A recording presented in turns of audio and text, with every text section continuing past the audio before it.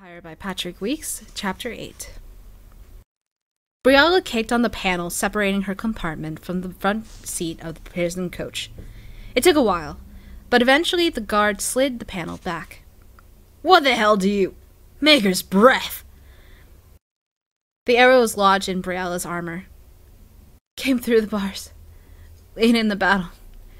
Tell Gaspard I'll talk. Just need... water," she said, coughing through the words. As the guard gaped at her, she coughed again and fell back. She had nothing to use for blood, but her dark armor would have made it difficult to see anyways. And she was hoping that the guard was too tired after the day's battle to notice. Moments later, she heard the jangle of keys on the prison coach's door, and the guard rushed inside. She looked up, swung the shackles, and caught him across the face. As she stumbled back, she sat and drove the arrow up under his chin into his throat. He stopped shaking a moment later, and Briella stepped outside. The horses were gone, and she'd killed the only guard. The wagon was inside the perimeter of Gaspard's forces, and his command pavilion was over to the left. The fastest path out of Gaspard's army was to the right. She turned and climbed up to the driver's seat, and was relieved to find her dagger, bow, and arrows in a storage locker. Nobody was yet looking at her. The important thing about growing up in Elven was learning how to not attract attention. It had mattered less in Celine's house than in the alienages, but her mother had still made sure that Briella was only noticed when she wanted to be. Humans were hunters, but they were also farmers. When the deer ran, the humans had to chase it. When the scared rabbit froze, the humans had to loose an arrow. That was their way, proving their mastery, their skill.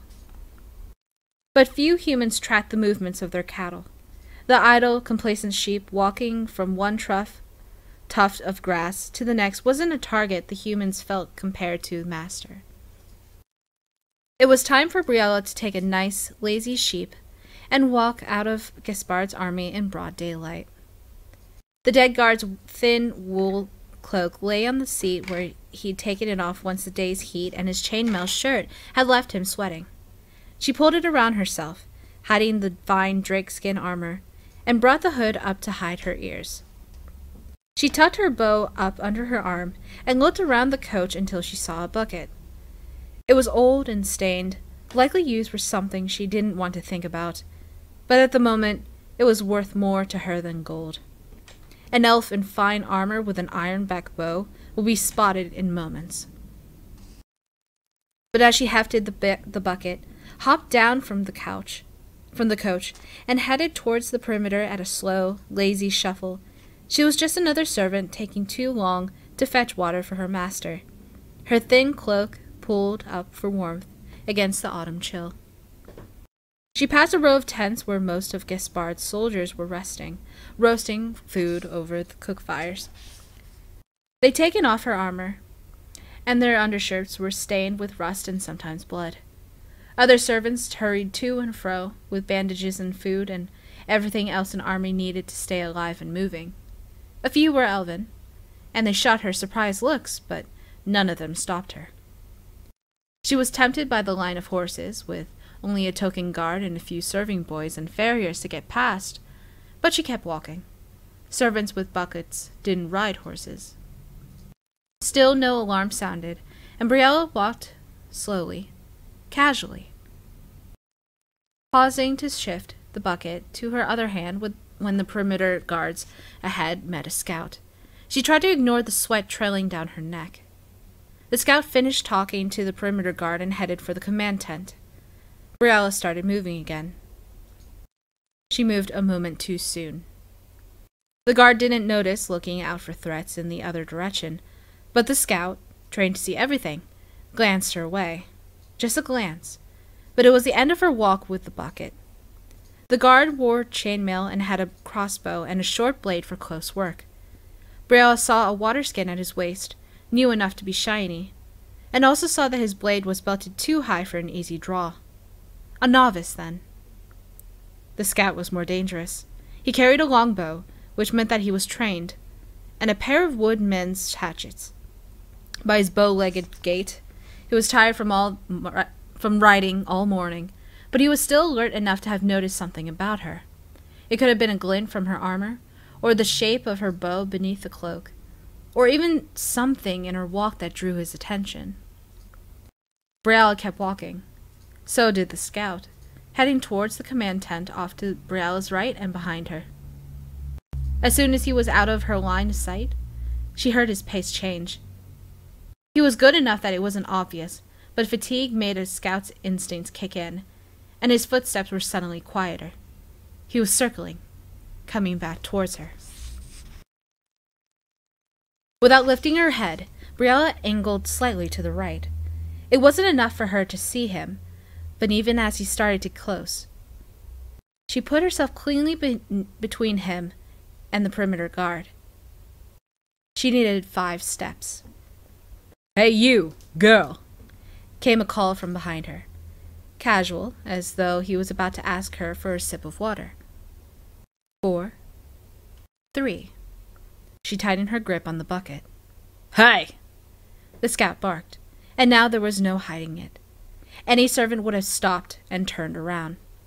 The perimeter guard shuffled. 2, 1.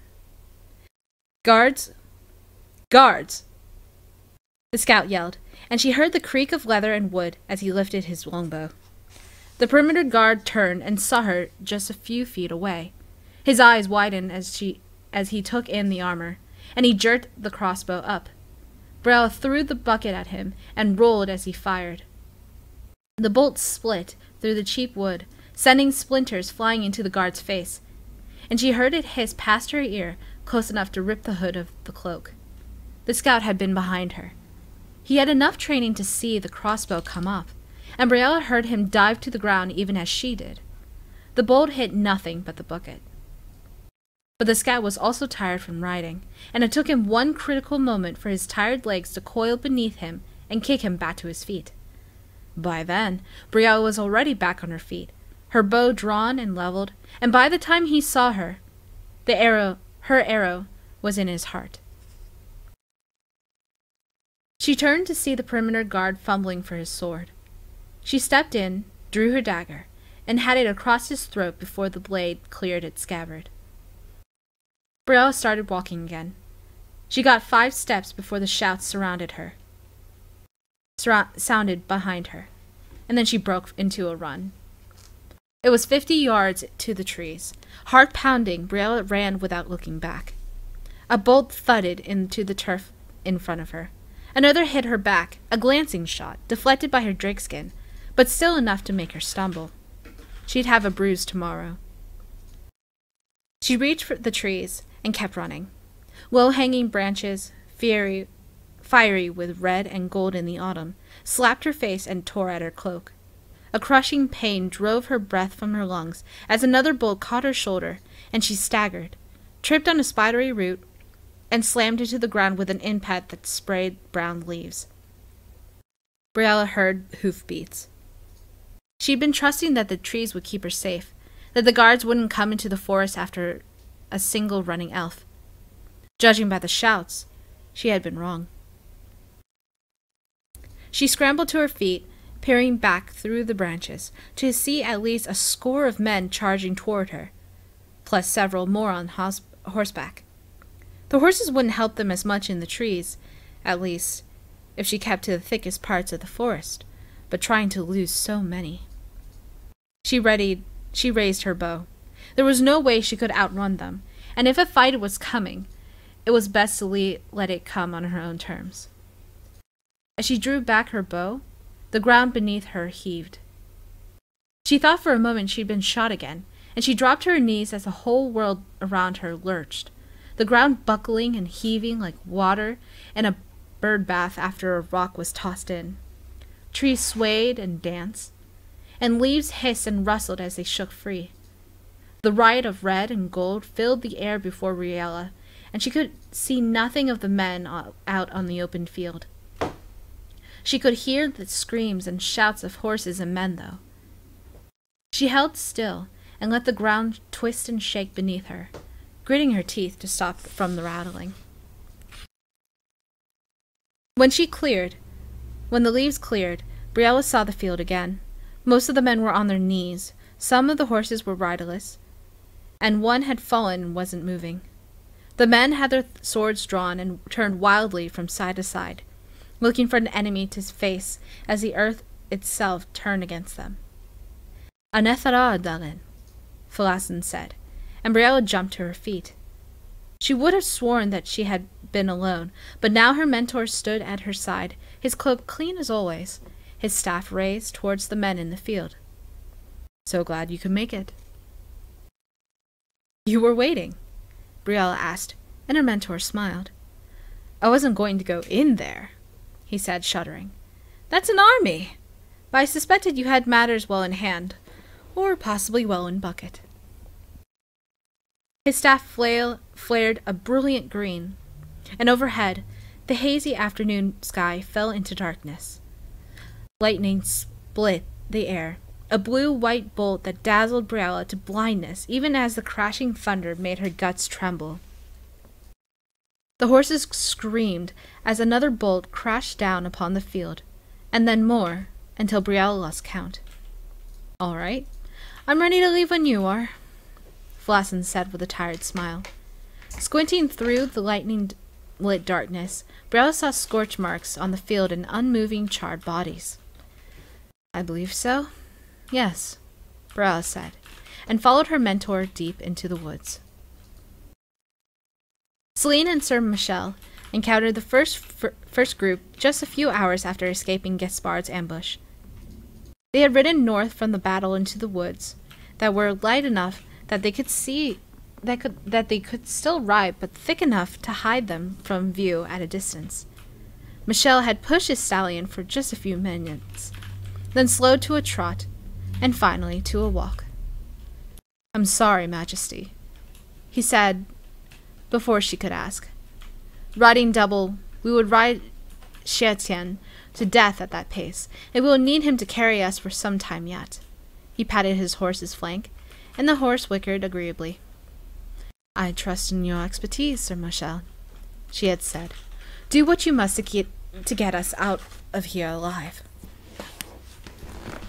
And so they had walked along an old hunting trail for a few hours, Sir Michel squinting at the hazy sun and keeping them moving northeast in hopes of circling around Halam-Sharal itself and returning to the Imperial Highway on the far side.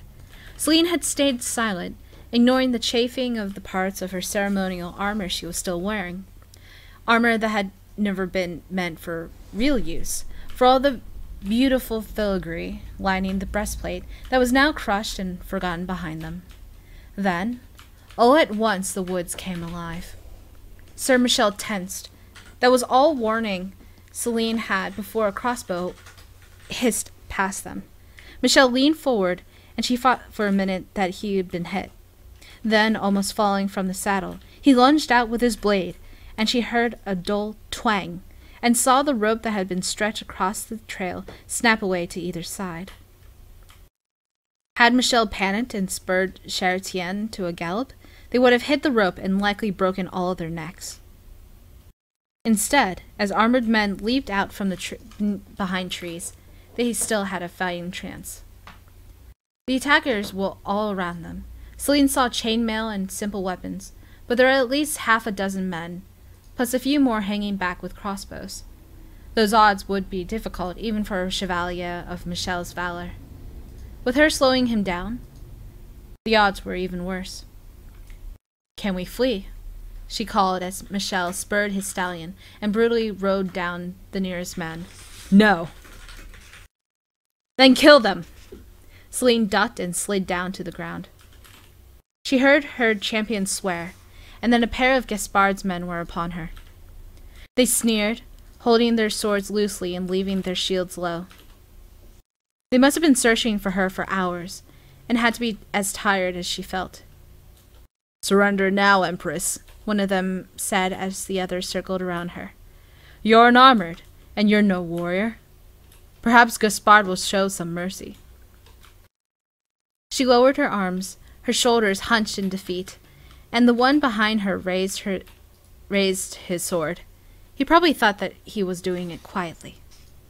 She stepped, turned the blow on the vambrance that, though ornamental, was still made from silverite, and put her dagger through her attacker's eye. The magic from her ruby ring set fire skimming across the blade, and smoke poured from the dead man's mouth as he fell, gaping in blank horror. She turned to see the man who'd spoken to her raising his shield. The ring on her other hand hummed with magic, and she saw each of his movements with the clarity of a master painter. She could feel the tiny movements he was hiding, meant to move him into range to attack by surprise, and sense the movements that would turn his blow away.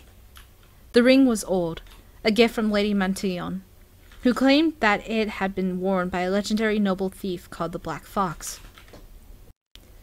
"You're correct," she said, and drew a second dagger. "I am no warrior. I am your empress, and for lifting a blade against me, your life is forfeit, as are the lives of all in your family. Now tell me, what foul beast of burden spawned one capable such as treason?" He hesitated, which of course had been all she wanted. Every man, unless he was trained, would pause when asked a question in such a tone. Even if he didn't answer it, he would hesitate. She moved in, the ring guiding her into the memory of years of training at Ladyinsaniti's insistence. She skipped around his shield and outside his striking arm, checked the arm in a slash, and stabbed up at his throat with a quick 1-2 strike. He flinched, and his shield came up. It was all Celine needed. She dropped to a knee behind him, reversed her grip, and stabbed deep into the back of his unarmored leg. As he screamed, her other dagger came up into his crotch. They were both still flaming, of course, and she took a little petty satisfaction in that. As the man dropped to his knees, shrieking and retching, Celine rose to a defensive crouch, then turned and twisted on instinct as a bolt snapped past her. She charged the shooter as he struggled to wind his weapon, and he finished cranking it just as her daggers punched through the leather armor and pinned him to a tree. Celine pulled her blades free and turned at the sound of clashing metal. The last of Gaspard's men swung a long-handled axe, trying to block Michelle from the saddle. Her champion turned the blow, and Chertienne reared back and sent Gaspard's man staggering back with blows from its hooves. A moment later, Michelle's blade sheared through armor and bone, and the man fell screaming, clutching at the bloody stump of his elbow. "You risk yourself, Majesty." Michelle leaned over in the saddle and finished the man off with a clean strike to the head. "I could hardly sit behind you and provide nothing more than another target, Michelle." He grunted, swung down from the saddle, and quickly checked Chertienne's flank for cuts while the horse snorted. "My duty is to protect you." "And mine is to rule Orlais," she said. "But both of us may need to tend to our duties with a certain flexibility for the time being." "True." He chuckled and looked over at the men she had killed. "And well done." Celine looked around at the carnage. "This is likely not our last fight. I believe I would do better without such heavy armor." "Many of these men are wearing chainmail." Michelle squinted at the daggers. "Though I suspect you'd prefer leather or hide?" "Something I can move in, Michelle." He pointed at one of the men who'd held the trip rope. He was wearing hunter's leathers, and what was left of him seemed clean and well cared for. "That one will do. I damaged the armor on his arm and leg, though, and I believe the helmet is finished." She took a closer look, and then quickly looked away. "Yes, I believe you're right. Strip him." Celine turned to the man she'd stabbed to death, the one with the crossbow. His unseeing eyes were open. She closed them absently as she examined his armor. "This one is unharmed except for the chest piece," she called over. "Excellent. I should be a moment, and—" He paused, and Celine looked over and raised a high brow as he led a rangy brown gelding out from the trees. I believe we no longer ride double. It took Sir Michel a few moments to strip the armor and adjust the straps for Celine's slender frame. He worked with brisk efficiency, while Celine stripped off the remains of her heavy ceremonial armor and got the feel for the stolen horse. It was thin and skittish, but it moved well, and by the time Michelle was ready to help Celine into her armor, she had the horse firmly under control. They encountered the second group a few hours later, as Sir Michel led Celine south towards the Imperial Highway. The woods were thicker north of Halam-Sharal, and Celine had to trust Michel's directions as they picked their way down the animal trail. With 2 horses instead of 1, Michel had pushed them back to a trot, and Celine already felt the aches in her legs and at the base of her spine from the unaccustomed exercise.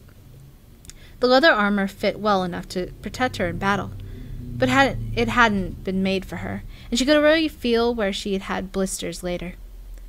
And then, without warning, 4 armored men stepped out onto the trail with swords raised. "We'll have the horses," the one in the lead called out. Celine slid a dagger out, keeping one hand steady on her horse, who wasn't trained to ride through battle like Sir Michel's mount. The 4 men wore chainmail under filthy tabards, and their blades were the short sword spearmen used when joining battle at close quarters. Then, beneath the dirt and blood on their tabards, she saw the golden lion on a field of purple. "You're my soldiers," she said, and immediately felt like a fool. They squinted, and one at the back, an older veteran with a thick mustache, went pale and stepped back. "Empress Celine." The leader was younger and angrier, and more blood spattered his armor. He sniffed. "Not my empress." Sir Michel drew his long sword. "If Orlesian blood still flows in your veins." "Not in her fine armor anymore, is she?" the leader of Celine's men said to his fellows, talking as though Michel weren't there. "And I don't see hundreds of shining chevaliers ready to do her bidding. That might be because most of them are lying dead back at Halam-Sharal, while you ran away." Sir Michel's sword flashed once. "If Orlesian blood still flows in your veins," he repeated as the other man hit the ground, "and you wish for it to remain there, you will show your empress proper respect." The 3 men looked at Michel, and then at Celine. Then, hesitantly, they bowed. "We fled once our commander signaled the retreat, your Imperial Majesty," the old soldier said. "I swear by the Maker, we fought with honor until then." She nodded. "My champion is leading me to Jader, where we'll rally our forces." She started to command them to come with her, to rebuild the army that would grind the bastard Gaspard into the dirt. But she saw the old soldier's face tense, and she paused instead. "Your Radiance," he said hesitantly.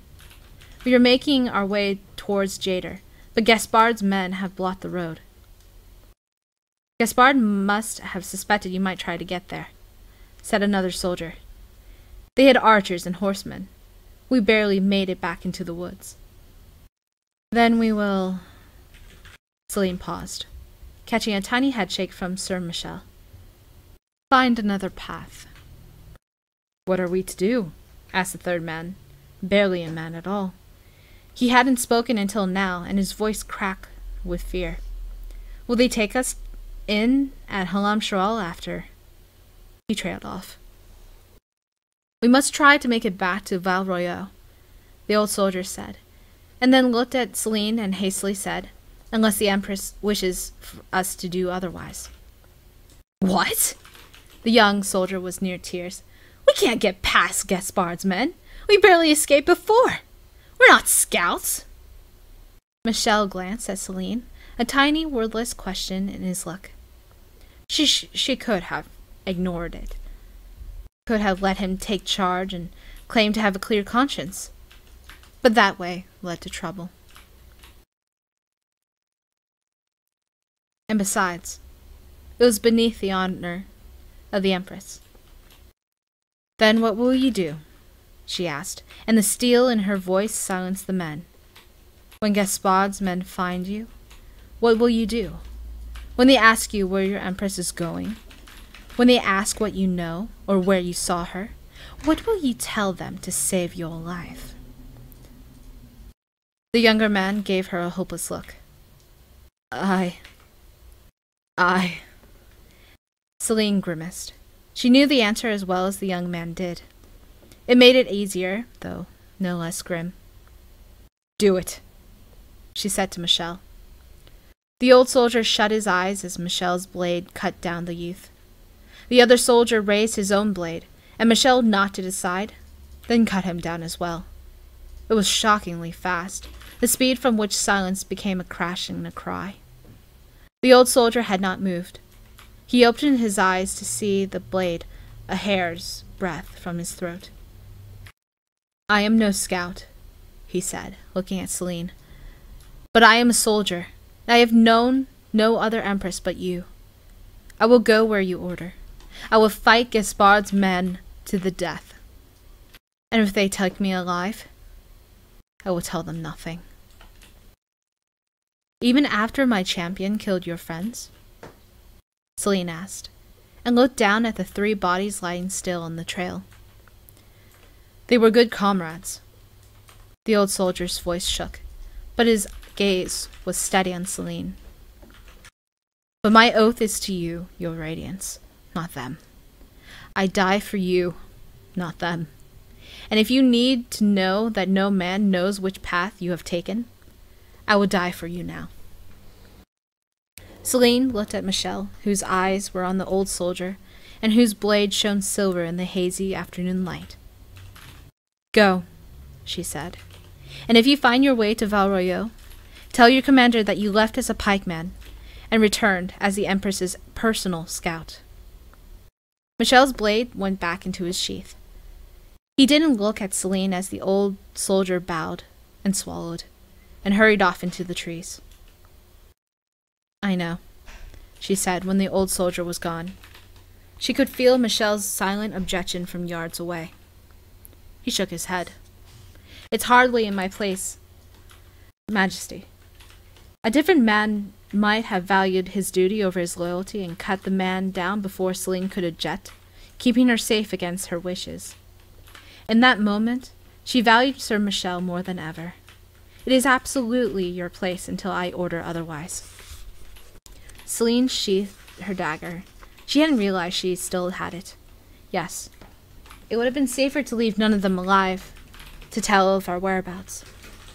But he was loyal to you, Michel said, unlike these cowards. And while I will always urge you to safety, I understand the worth of a single loyal man right now. Celine's legs burned from riding, and her back ached as well. She slid down from her horse and stretched, grimacing. This spot with its 3 dead men was as good as any for a short break. It was not as though 3 more dead soldiers would greatly change the balance of the scales. How many died for me this morning, Michel, in that field? She asked. She finished her stretch, then swore, whipped out her dagger, and sank it 2 fingers deep into a tree with an angry stab. Or in the elven slums, as I sought to silence rumors with blood. Majesty, you know the elves did not die for you. Michel dismounted and started dragging the bodies off the trail. They died for their own blind selfishness. Whatever your reasons, they rebelled, and your actions were entirely justified. And your soldiers died for you with honor, killed by a traitor who would die for his crimes. But they still died, Michel. Celine yanked her dagger free and wiped it on her sleeve. Her eyes burned, but she would not shame herself by weeping. Her head was pounding, as it always did until she had afternoon tea. Not for honor and glory, not to defend Orlais from darkspawn or foreign invaders, but as part of a game. They died because Gaspard had beat me. Michel did not look up from his work. You fought at a disadvantage, Majesty. Michel, I rule the Empire. Yes. He looked up for a moment and grinned. And you know what that means. You must actually rule, while Gaspard merely watches from the crowd like a thin-blooded courtier watching a tournament, telling the world that he might have done better were he in the saddle.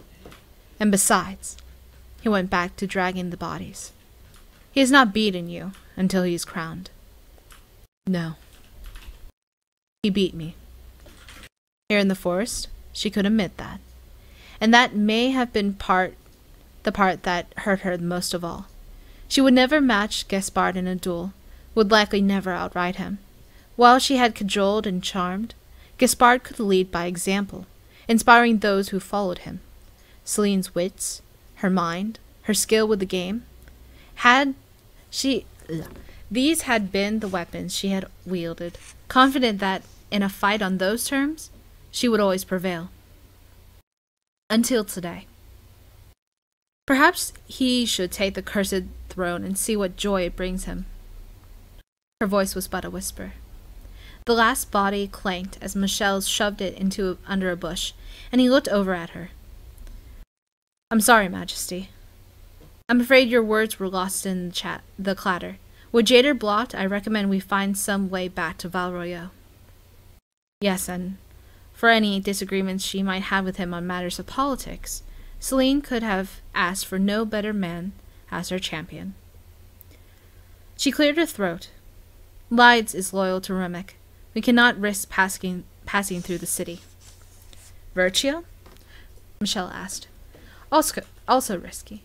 But we cannot go around the whole of the waking sea. Celine frowned. If we take too long, Gaspard will seize Valroyo in my absence. He has enough loyal nobles to do it. Agreed, said Michel. And were I Gaspard, I would be expecting you to head north for the waking sea. My men would be searching for you there. Southwest? Celine asked. She would have given half the heartlands for a map right then. In this part of the Dales, grassy plains were dotted with small patches of forest, where the Dalish elves hid like bandits. There were countless small villages, and a great deal of farmland, none of which would help her right now. Past Lydes, then north to Virtue? Excellent, Majesty. Michel swung himself up into the saddle. If you are ready. They crossed the Imperial Highway, riding quickly back into the woods after Michel gave the word that the long stretch of ancient road was clear for miles in both directions. The Frostback Mountains were a tiny smudge off to the east, and smoke still rose from Halam Sharal itself ahead of them to the west. With her course now set, Celine could almost enjoy the beauty of southern Orlais. Instead of bouncing in a coach, catching glimpses of the road through the window, she could see the vast woods and smell the leaves going crispy golden with the fall. With a tiny smirk at herself, she remembered that she had wished she were riding on horseback not so long ago. She would be more specific in the future. From time to time, Michel would raise a hand, and then he and Celine would dismount, holding the horses still and remaining quiet as Gaspard's men rode by. For all Celine's training, Michel's senses were keener than hers here. She might be able to tell when a lyre was ever so slightly out of tune, but Michel caught the hoof beats long before she did. At times, they followed a small animal trail, but when a group of Gaspard's men came on their way on that, they disappeared off even that trail, blades drawn as the riders passed close enough for Celine to note the family emblems on their tabards. Remek's men, reinforcing Gaspard from Lydes. Then they came to the edge of the woods, and Michel swore very quietly. Coming up behind him, Celine saw why. A gentle hill ahead swelled up to a great grass-covered summit. At the top, a troop of Gaspard's men looked down with a wonderful view of the surrounding area. Do we go back? Celine asked, keeping her voice low. Michel shook his head. To where? We know they are searching behind us. I suggest straight south. He pointed to a dry riverbed near the edge of the forest.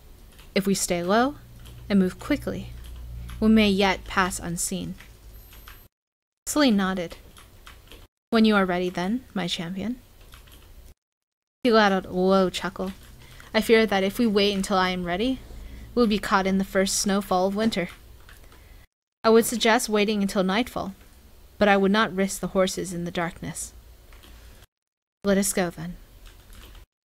They walked the horses now with what seemed like exaggerated care, though Celine knew from watching Michelle how well sounds could carry for those trained to listen. Riders swept around them, closer now.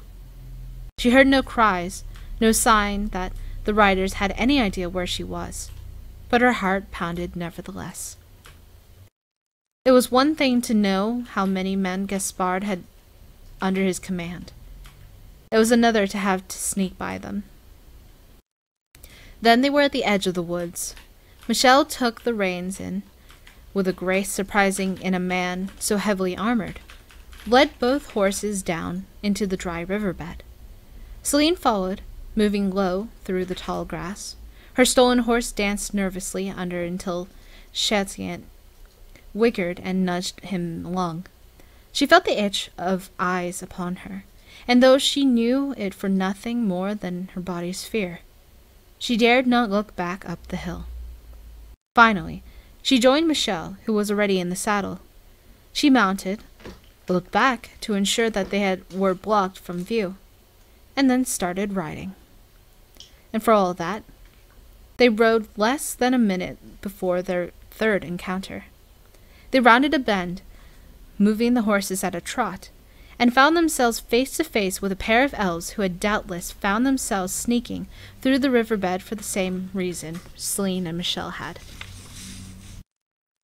The elves were crouched behind a fallen tree trunk that offered partial color. One of them was a Dalish mage, judging by the tattoos that marked his face and the green glowing staff he held ready. The other was Briella.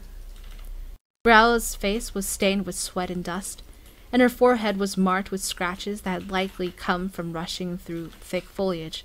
She wore the drake skin armor Celine had given her, with a cheap brown cloak over it. Her lovely bow was raised, an arrow nocked and ready to fire at Celine's heart. For a moment, no one moved. Celine thought of 100 things to say. She thought of the daggers tucked into sheaths at her forearms, of the poison almost certainly adoring the arrow's tip. She thought of the bars on the prison coach, the ache in her legs from riding. Her neck itched, and she almost laughed at the urge to scratch it. Then Briella lowered her bow. Celine. Celine let out a long breath. What were you doing coming this way? Looking for a clan where we might lose ourselves, the Dalish elf said. What are you doing coming this way? Gaspard is Block Jader, Celine said without hesitation, and as he controls lives as well, we had hoped to circle around. Briella nodded, seeing the sense in it. Then we wish you good luck on your journey. Her Dalish companion raised an eyebrow. You're not joining us? Sir Michel asked, an incredulous smile on his face. Briella looked at him directly. Last night, Celine arrested me, as I believe you know. It was just before she burned Halam Sharal. Just before I put down the rebellion. Yes. Celine straightened her shoulders in the saddle, as I was forced to do once Gaspard started spreading rumors about my soft treatment of the elves. And throwing me in prison? Briella asked. Her voice was calm, but her great dark eyes shimmered with anger and hurt. Celine sniffed. Had you been there, you would have suggested the option yourself as a way to protect my reputation from Gaspard and you, from supporters who might see you as an inconvenience to be silenced. Briella said nothing, but the Dalish elf caught his head, curious. You'll never make it to Val Royeaux on your own, he said. This Gaspard fellow really wants to find you. I imagine he does. Celine smiled. But even if he does not, he will turn to Val Royeaux and claim it in my absence, at which point you will lose any chance you have of winning my favor. The Dalish elf grinned. You wear stolen armor and ride a stolen horse, Shemlin. You have no empire at the moment, and your big offer is your favor. He turned to Briella. I like her. The armor and the horse belonged to an Orlesian soldier, and as such, they were in truth always mine. As for my power, she smiled thinly. If the Dalish support me, harass Gaspard's men, lure him into fighting here, and then get me to Valrigo before he can make his claim for the throne, you will see what my generosity can bring. That's awfully vague, the elf said. Last time the elves made a deal like this, they got the Dales. Well, at least until your people decided to declare an exalted march and take it back. Gaspard will drown the Dales in blood to be rid of you forever. Celine looked at the sky to the west, where Halam Sharal still smoked. And if he doesn't, you'll be lucky to survive whatever madness the Templars and the mages come to without a firm hand to keep them in check. What are you prepared to offer? The elf asked. A chance for your leader to convince me that the Dalish are worth the fits it will cause among my nobles if I allow the elves to help, Celine said evenly. Anything more is for your keeper's ears. The Dalish elf went silent, staring at her as if weighing her. Finally, Briella nodded. We need to move. Gaspard has scouts, and even a blind dwarf could follow the trail you're leaving. We'll need to avoid the villages, and the larger farms as well. He could have men anywhere. Flasson, can they keep the horses? If they are unused to walking, they will need them. The Dalish elf looked at Sir Michel. Pleasure to meet you again, Michel. He and Briella left the clearing, heading south, and Michel and Celine followed, the horses crackling through dead leaves with each step. I expected her to leave, Michel said quietly. And yet your sword stayed in its sheath this time. Michel smiled. You have surprised me before, Majesty, and I am pleased to have been wrong. As am I, Celine said, looking at her lover ahead on the trail. As am I. That was Chapter 8 of The Masked Empire.